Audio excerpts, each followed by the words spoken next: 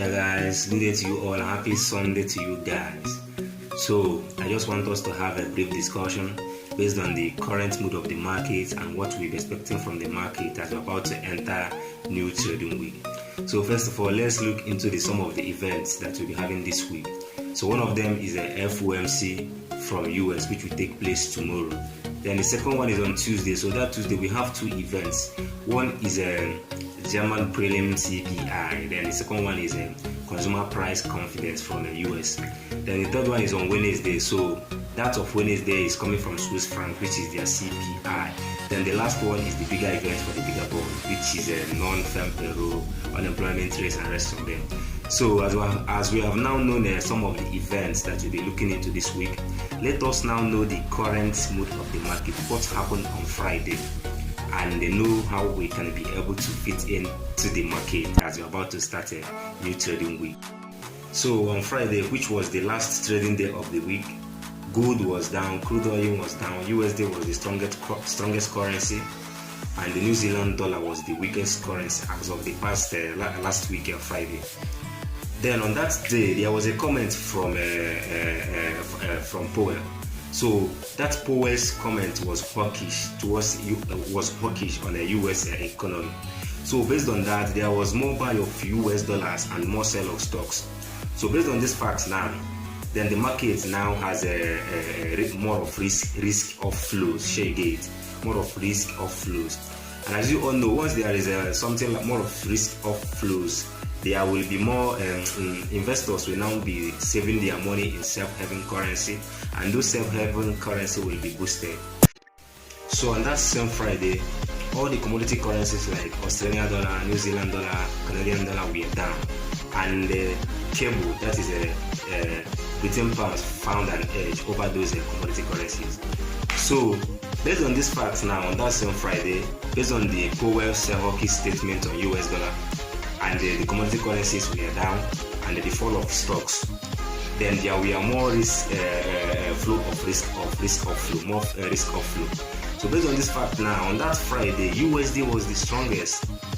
Then New Zealand dollar was weak, Australian dollar was weak, Canadian dollar was weak. Then Britain pounds was weak also. It only found an edge over those commodity currencies. So I just want us to analyze this thing like this.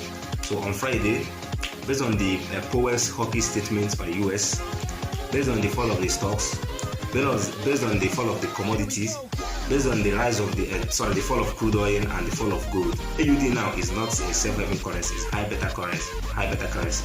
So it was not favored on Friday. Also, commodity falls on Friday. Australian dollar is a commodity currency, so it was not favored also by that falling of commodity on Friday. And the fall of gold and rest of them. Back to New Zealand dollar. New Zealand dollar is not a safe-haven currency.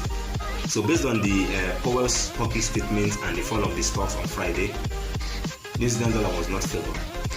And also based on the fall of the commodity, New Zealand dollar was not favored on Friday. Then back to CAD, Canadian dollar. Canadian dollar was not a safe-haven currency, it's a high beta currency. Then it was is among the commodity currencies also. So that fall of commodity also affects its share gains. Then based on this fact now, Australian dollar is down, New Zealand dollar is down, Canadian dollar is down. Even Euro and JBP, they were all down against USD. Share gain, they were all down against USD and most of the safe-haven currencies. So among all the high beta currencies, there were some currencies that it affected so much. There were some currencies that affected so much. Currencies like Australian dollar, New Zealand dollar, and even Canadian dollar. So that thing that happened on Friday affected these three currencies very, very, very much. As in, it affected them in a bad way. It's not that does not mean that it does not affect other currencies, but it's just that the thing affected these three currencies too much. It affected them too much. So now, having known some of the currencies, the ones that are favored and the ones that are not favored, let us now try to know how the market will look like as we're about to start a new trading week. So based on this thing we just analyzed now, You don't need anybody to tell you that you should be trading in favor of USD as you're about to enter new week. Also, in favor of CHF. So if you are trading Japanese yen against any other currency, just be very, very careful, because if you check your chart, you notice that the impact is not much like that. So it was much on USD and the Swiss franc. Shake. Then for high beta currency, the weakest as of Friday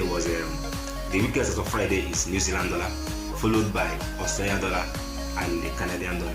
I would like, most especially those of us that are just getting started, that are just struggling, I would like us to make our own personal research, our own personal market research, to know what is happening in the market as of now, and to know how we will be, how we start our new trading week, so that we know the particular pairs that we'll be following this week, the ones we will be going long and the ones we will be going short.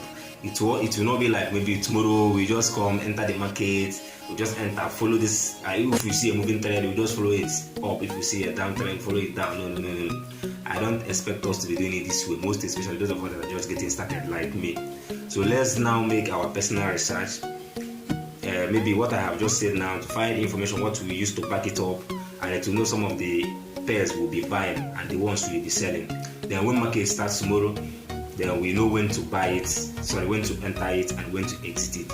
Then based on this thing I just said now, something may still happen. Maybe if Asian section should start this night, something may still happen. There may be another event that will contradict some of the research that I just made today and on Friday. That's why I say that it's very important. Let's now conduct our own private personal research. Maybe during Asian section, I just avoid during Europe and London section. So let's do our own personal research, maybe during Asian section, to know if what we researched before, if it's still in line. If it's still in line. So after the whole stuff, if it does not contradict our previous research, then we'll move on. So that's all I want to relate to us today. Then please, I just want to ask you guys for a favor. Please, if you are here to follow our page, subscribe, like and share. So thank you and have a nice day as we pray for better trade as this week is just getting started.